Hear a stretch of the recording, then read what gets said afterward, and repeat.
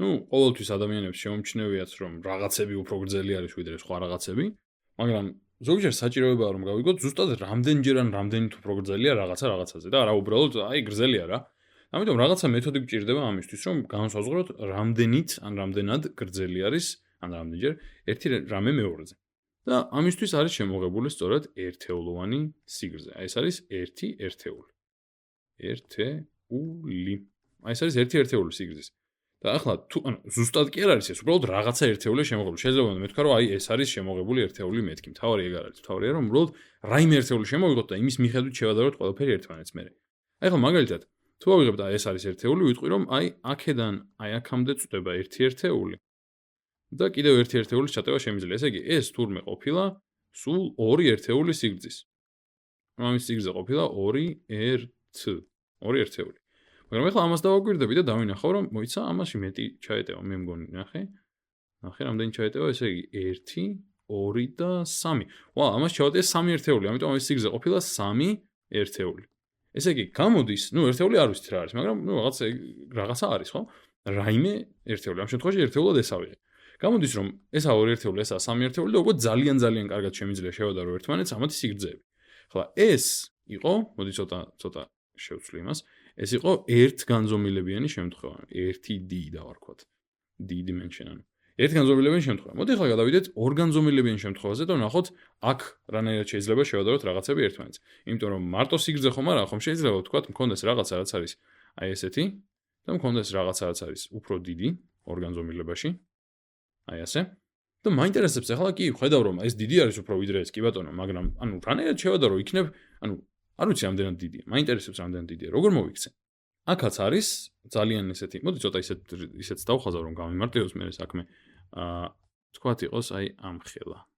აი ამდენად დიდი იყოს რომ ცოტა უფრო კარგი მაგალითი მოვიყვანო. თქვათ აი ესეთი ტიპია. ახლა როგორ შევადარო ესენი ერთმანეთს? ნუ აქ შემოვიღე ერთეულოვანი სიგრძე და მოდი მოვიფიქროთ და იქნებ აქ შემოვიღოთ ერთეულოვანი ფართობი. ანუ ავიღოთ რაღაცა, ესეთი ტიპი, მოდი ცოტა პატარას ავიღებ მე.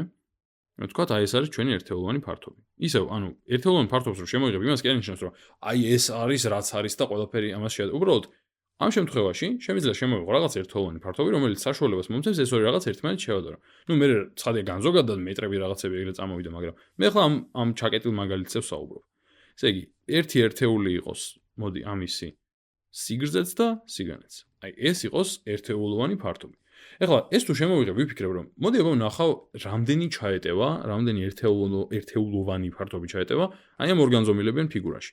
და შევადარებ ერთმანეთს, დავყოფ ამას ორ ნაწილად და დავინახავ რომ ვა, ნახე, თურმე ამაში ეტევა 1, აი ეს არის 1, ეს არის მეორე, ეს არის მესამე და ეს არის მეოთხე. ანუ 4 ერთეულოვანი ფართობი ჩავატია. ესე იგი, ეს არის 4 ერთეული კვადრატში. ანუ 4 კვადრატული ერთეულია ეს, ხო? ეს არის 4 კვადრატული ერთეული.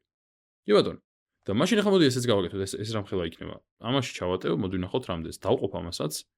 დავყოფ და ვნახავ რომ ამაში ეტევა თურმე. ამაში უფრო მეტი ეტევა თურმე. ნახე, დავყავი თანაბრად და მივიღე რომ ამაში ეტევა 1 2 3 4 5 6 7 8 და 9. ესე იგი ამაში 9 ჩავატი. ანუ ეს არის 9 კვადრატული ერთეული. და აი მორჩა, ამით უკვე შემიძლია შევადარო ეს ორი რაღაცა ორგანზომილებიანი ფიგურა ერთმანეთს, რომლებიც იკავებენ ორგანზომილებას და ანუ ფართობი აქვთ. და ფართობები შემიძლია შევადარო ამათ ერთმანეთს, იმიტომ რომ შემოვიღე ერთგანზომილებიანი ერთეული. კარგი, მოდი კიდევ უფრო მივამსგავსოთ ეს ნამდვილ ცხოვრებას და გადავიდეთ სამგანზომილებიან შემთხვევაზე და აქ ვიწვალებ მე ნახატებში, მაგრამ არა უშავს. თქვათ გვაქვს 2 კუბი. და ერთი არის ოდნავ უფრო დიდი ვიდრე მეორე. თქვათ ერთია ესეთი და მეორე არის თქვათ აი ამ ხელა. ვახ, ძალიან უკვე ურევ, ძალიან ცუდია. არა უშავს. დაახლოებით აი ასე. შევეცდები კარგად დავხაზო. ესე იგი, ასე. მაპატიეთ, მაგრამ მინდა რომ კარგი ნახაზი გამოვიდეს და ამიტომ დრო კი გადის. მაგრამ არა უშავს. ხო, მანამდე ვიმსჯელოთ, რანაირად შემიძლია შევადარო, ნუ წინა ორ შემთხვევაში თუ ავდექი და შევადარე ერთმანეთს ერთგანზომილებიანი და ორგანზომილებიანი ტიპები, ახლა სამგანზომილებიანს რა ვერ შევადარებ? შევადარებ. უბრალოდ ჭირდება ერთეულოვანი კუბის შემოღება ამ შემთხვევაში. უფრო სწორად რომ ვთქვათ, კუბური ერთეულის, მოცულობის ერთეულის შემოღება მინდა მოკლედ. და მოდი შემოვიღებ კიდეც მე მას. ესე იგი, ეს იქნება ჩემი მოცულობის ერთეული.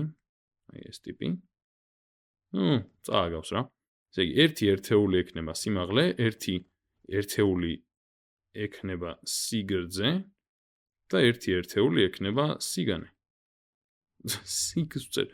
ასე მღლის ხოლმე სამგანზომილებელი ნახატების ხატვა. ერთი ერთეული არის სიგანე. კარგი. შემოვიღე ეს. კარგი, ეხლა მოდი რამენაირად უნდა ესეც მოვარგო აი ამ ფიგურებს, როგორც ამ შემთხვევაში ერთეული, ანუ სიგრძებზე და ფართობებზე ვქენი. ავდგები და დავყოფ ამ ფიგურას, აი ესე. აი ესე დავყოფ ამ ფიგურას.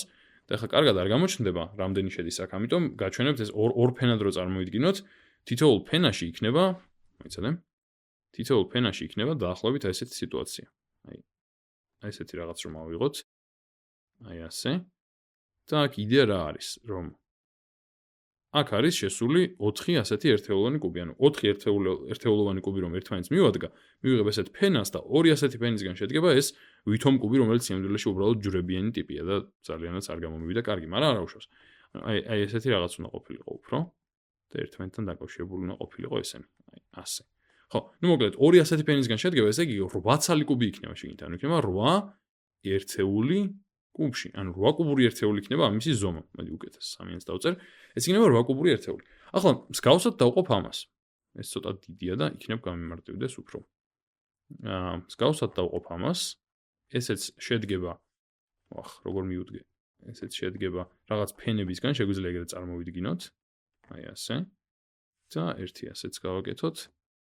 აი ასე.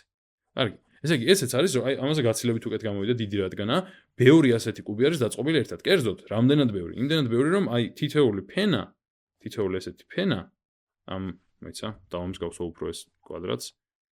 თითოეული ესეთი ფენა შეიცავს 9 ცალ ერთეულოვან კუბს. აი ასე. აი ასე და ასე. ანუ აი ასეთი ტიპები უბრალოდ ერთმანეთზე მიდგმული არის 9 ცალი და 3 ეგეთი ფენა აქვს ამას. ეგ რამდენი გამოვა მაშინ? 27. ესე იგი, ამას აქვს 27 ერთეულოვანი კუბი მოცულობა. ესე იგი, თურმე ერთეულოვანი კუბის შემოღებით მე შემიძლია მოცულობებით შევადარო ერთმანეთს, რაც ძალიან გავს რეალურ ცხოვრებას. და აი ზუსტად ასე შეიძლება, ანუ რაღაც ერთეულების შემოღებით გვეძლება საფუძველი იმისა, რომ რაღაც იდეები შევადაროთ ერთმანეთს.